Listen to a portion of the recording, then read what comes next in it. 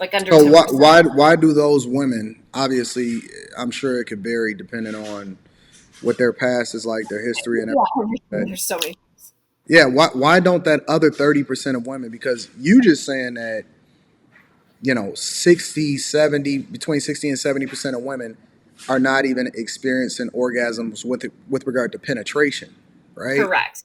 That's That's true. clitoral, right? But okay, so the other 30% that's not even experiencing orgasms at all, why Yeah. do they continue to have sex when they don't really get anything out of it? Okay. Well, you have to go back to like 100 years ago, even a little bit less than that. Our grandparents, they were having sex clearly for procreation purposes, really, right? Okay. Woman's pleasure, like if you even go back further, like women's anatomy was taken out of the medical books.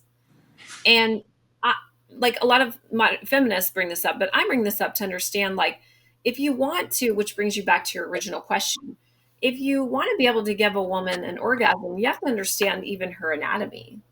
Mm. It's like if you want to be able to take out your Lamborghini on the autobahn, you have to understand how fast it can go, how fast you can hit the brakes, and then before you crash, right? All these things. It's the same thing with a woman's body. So it's just been in the last, in the 1960s, 50s, 60s, I believe, is when they found the G spot, located the G spot. They started including diagrams of a woman's body. And if you go back even further, like women were giving birth actually squatting for hundreds of thousands of years. Hmm. And which that process actually feels more comfortable because when I gave birth, which I did natural, I didn't want to be on my back. And I had a natural birth in the hospital. They forced me to, when I finally was going to give birth, to be on my side because I was like this the whole time, head down, because it felt better, like gravity coming down. And then when I was about to give birth, they're like, she can't, you have to move her. So we agreed to my side. But Mm. it's not comfortable. It hurt worse like that. When I was on my When you front, land on your back versus squatting over. yeah, squatting over, right. Now, why that changed is because um, King, which king would this be? The king in England, I can't, Louis, I believe. Anyways, I'll have to get that in the comments, but he wanted to be a part of everything, and woman's birth was one thing he felt like he couldn't be a part of. And so he said, I want to see it. And so they put him in as a woman was having labor. And he said, I can't see that. And they said, okay, well, let's put her up in this chair in stirrups so you can. And so from then on, Mm. women started being, able have like forced to have birth. And so that spread from England to Europe and around, and then it became common. But women used to squat, give birth, and because gravity happens, and so that's like how it would work. So, in regards to whose fault is it, men or women? Well, one, men don't know women's body, they don't understand it. We just started Mm. recognizing the fact that they have sexual anatomy other than a clitoris, right? Or a womb, really. And then the second thing is women don't even know their body. Yeah, I was going to If you, ask you because a yeah, if lot you of ask, guys will say, "Well, how come women don't teach guys?" But then the question that I would have is, "Well, do women even truly understand their bodies enough to be able to communicate that effectively?"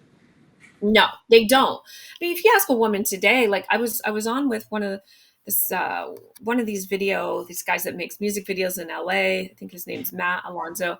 He was saying that he talked to women about like understanding that there's a certain time when they can have kids and a certain time when that ends. And a few women he was dating didn't even understand that concept, like there's an expiration date. So I think women, again, it goes back to education. They've never really been taught about their bodies. They've never been taught about sex. Most women, when they have their cycle, they're just given a tampon or pad and congratulations and nothing else. So I know we're mad at women for them whoring around and all these things, but to be honest, like no one has kind of taught them any different, like better, right?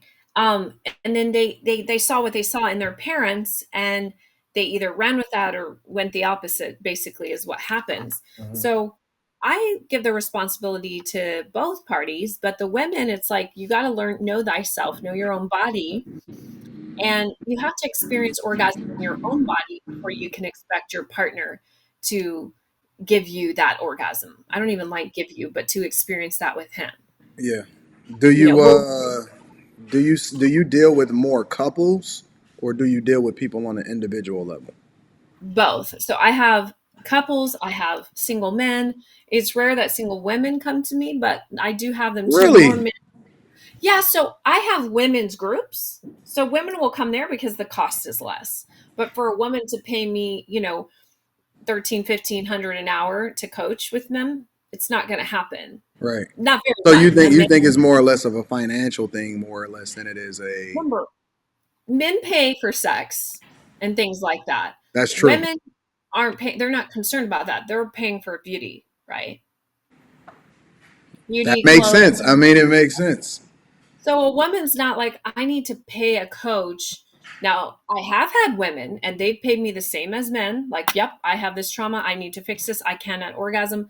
But most of the time, my women clients are in my groups, my group masterminds, because Right. they're paying less, if that makes sense. Yeah. At my retreats, I get a lot of couples, a lot.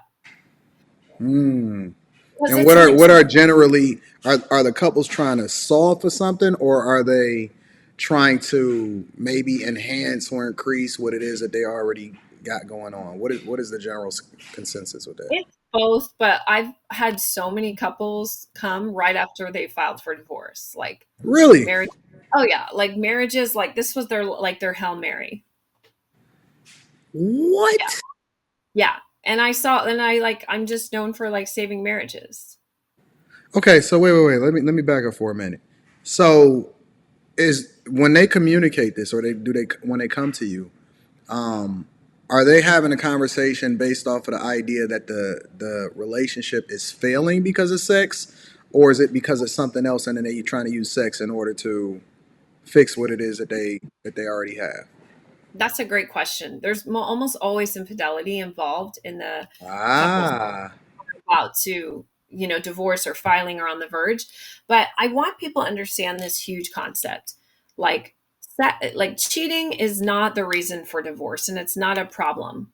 It's just a byproduct of a problem, of an unmet need or of an issue that's not being solved. hmm, Like cheating is like people are like, "Oh, I got divorced because there was cheating." No. That's not why you got divorced. That was maybe like like it was like the byproduct of the issue that yeah. really got you divorced, because when you think about it, like why do people cheat, or why do you think men cheat or women? Why do I think that men cheat? I think a lot of times men cheat. Well, they cheat for different reasons, but if I had to kind of pick maybe the top two or three reasons, I would say based off of convenience and availability. Um, Okay. I think that that's one. I think the other one is it depends on the class of the guy, right? Because I think that all people cheat, but I think that when you get to certain levels versus being at other levels, the reasons can vary. And your ability to be able to do it more effectively can also be a factor in it.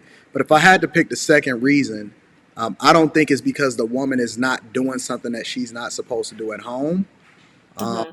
I just think that it's exposure. I think that Yeah. you being exposed to something that you never had before, or it's really just a moment of opportunity. So I think that men and women cheat for different reasons.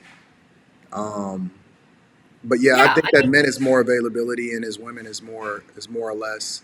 Um, it could be revenge. It could be um, somebody showed her some attention that she was never exposed to before. It could be a lot of different reasons.